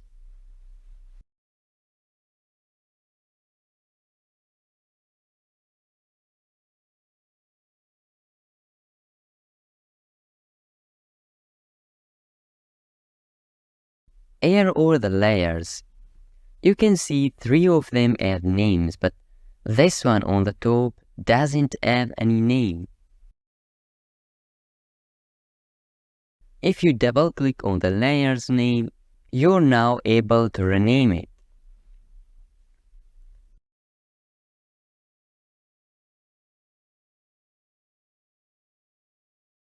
I can select each of them here in the workspace, and that layer would be automatically selected in the Layers panel.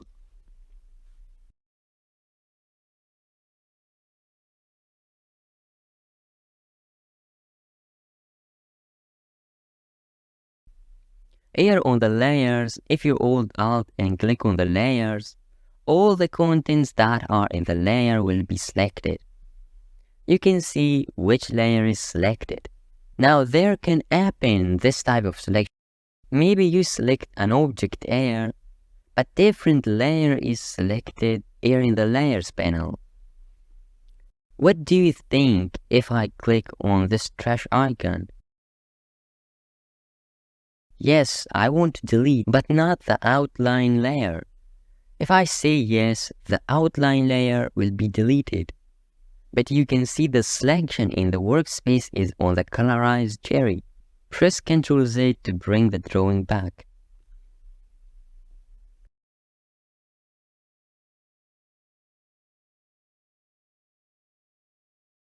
When you click on this square here, you can see the content of that layer will be selected, but then you can select another layer without selecting the content of that.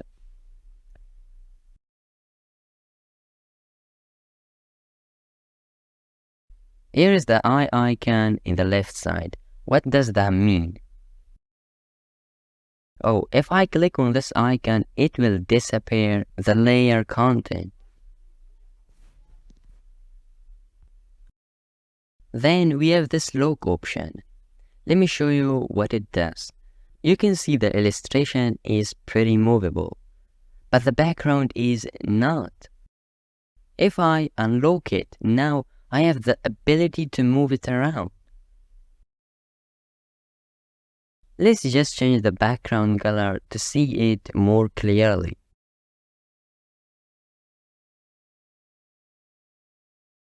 It is just a simple rectangle in the background.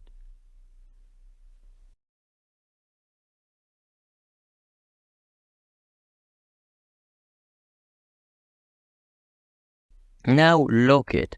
See, it is not movable anymore. Unlock it and see how you can move it. Have a look at this illustration. Now it is not movable anymore also.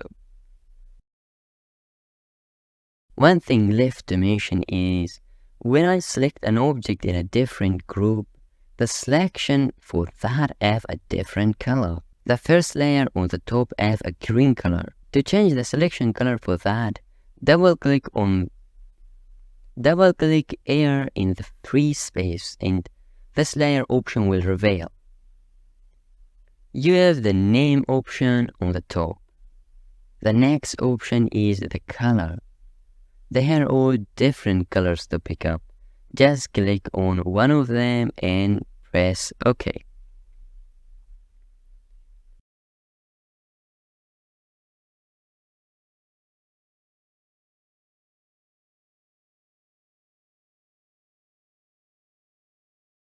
In the next lecture, you will understand how to group layers.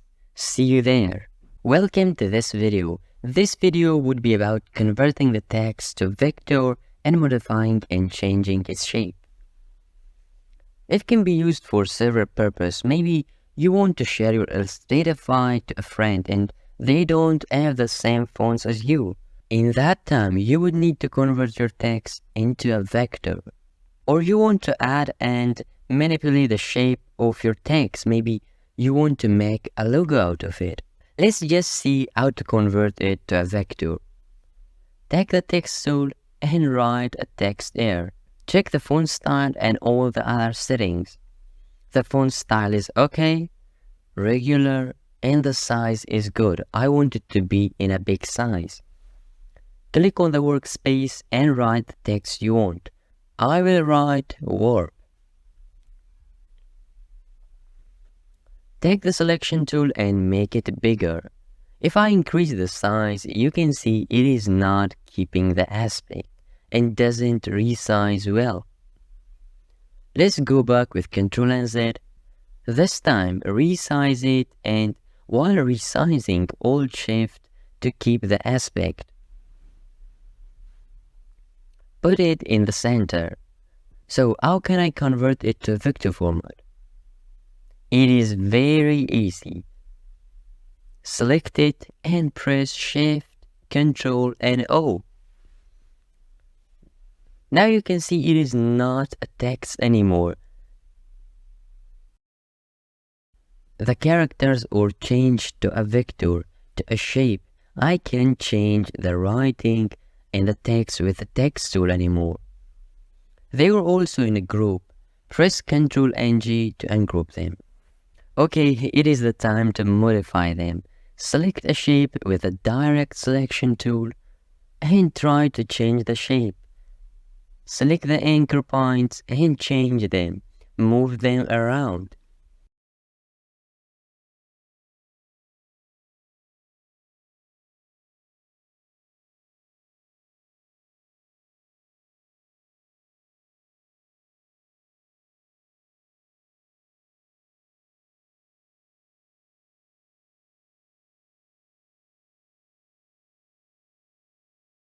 I can select a shape and delete it, or I can select the anchor point and remove them.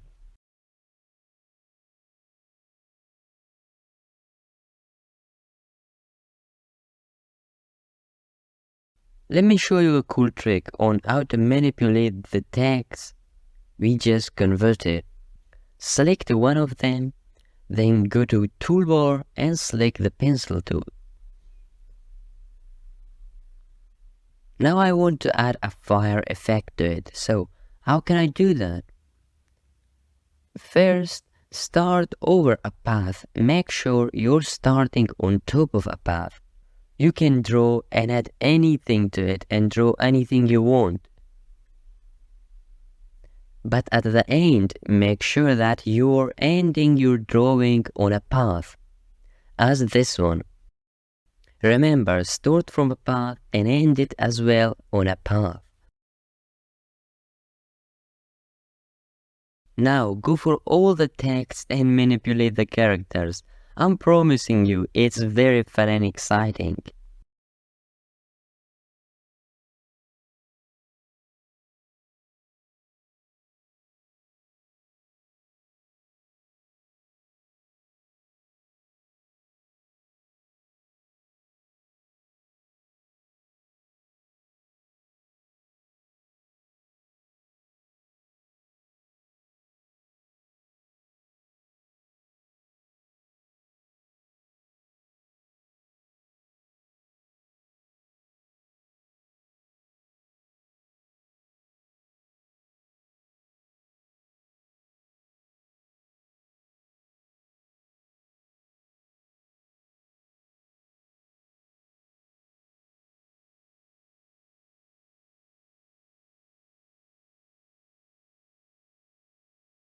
So we are done with the drawing section. Congratulations on finishing this section. In the painting section, we will start the lecture from creating color palette.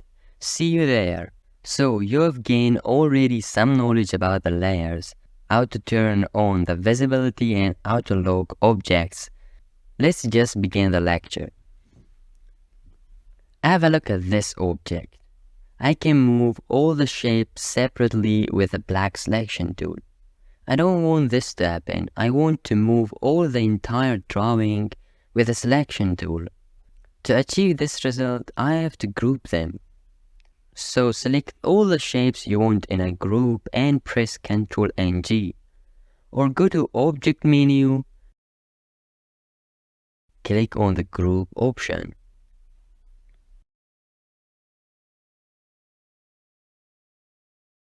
Move it around and now it is a group.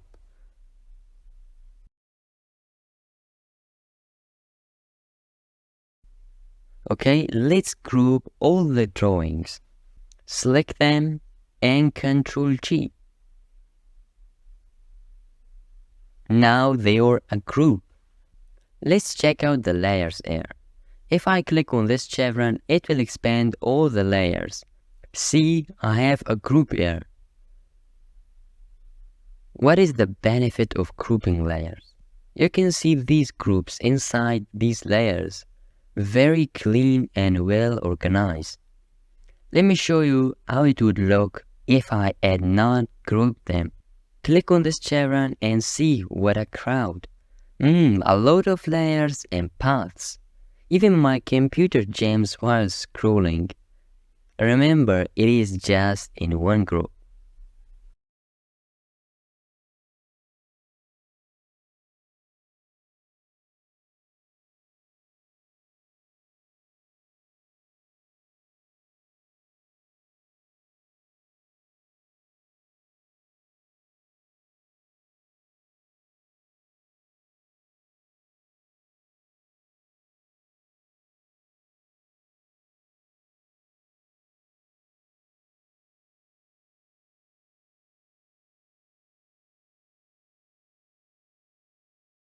There's a trick.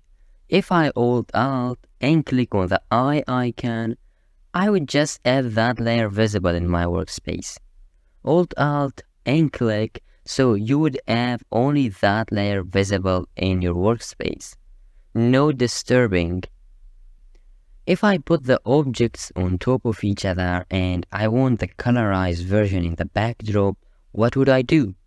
Go to Layers panel, drag it, and bring it under the layer you want. This is how you can push this to the background.